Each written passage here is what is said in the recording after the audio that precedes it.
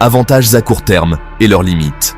L'escalade au Moyen-Orient procure à la Russie certains avantages à court terme. La hausse des prix du pétrole génère des revenus supplémentaires qui peuvent contribuer au financement de la guerre contre l'Ukraine. Parallèlement, le redéploiement d'une partie des systèmes occidentaux de défense aérienne vers le golfe Persique réduit temporairement leur disponibilité pour Kiev. Cependant, la situation demeure particulièrement instable.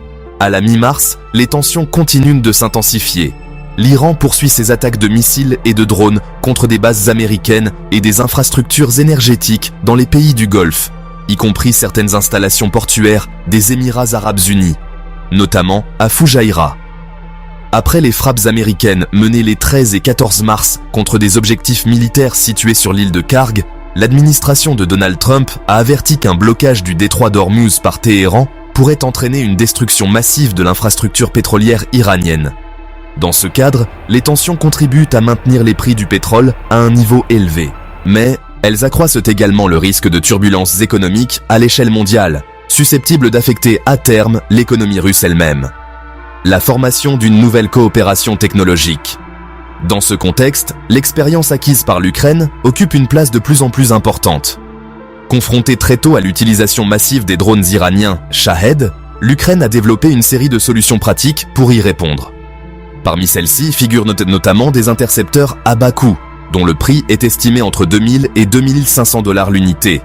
Ces systèmes permettent de réduire de manière significative l'asymétrie économique entre des drones relativement bon marché et des missiles de défense aérienne beaucoup plus coûteux. Cette expertise commence déjà à s'intégrer dans la coopération avec les États de la région.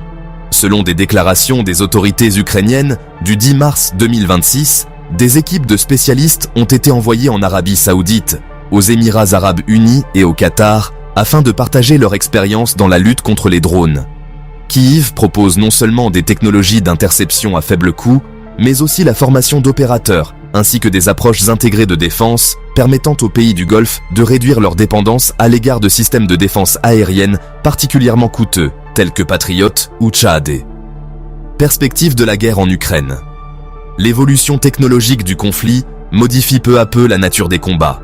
L'usage massif des drones, le développement de la guerre électronique et l'intégration de systèmes automatisés instaurent une nouvelle logique du champ de bataille. À ce stade, la probabilité d'une symétrie d'usure s'accroît. Aucune des parties ne pourrait atteindre une percée décisive sans engager des ressources disproportionnées. Si l'avantage technologique de la défense continue de croître, cela pourrait poser les bases d'une guerre de position et d'un gel de facto du conflit dans la seconde moitié des années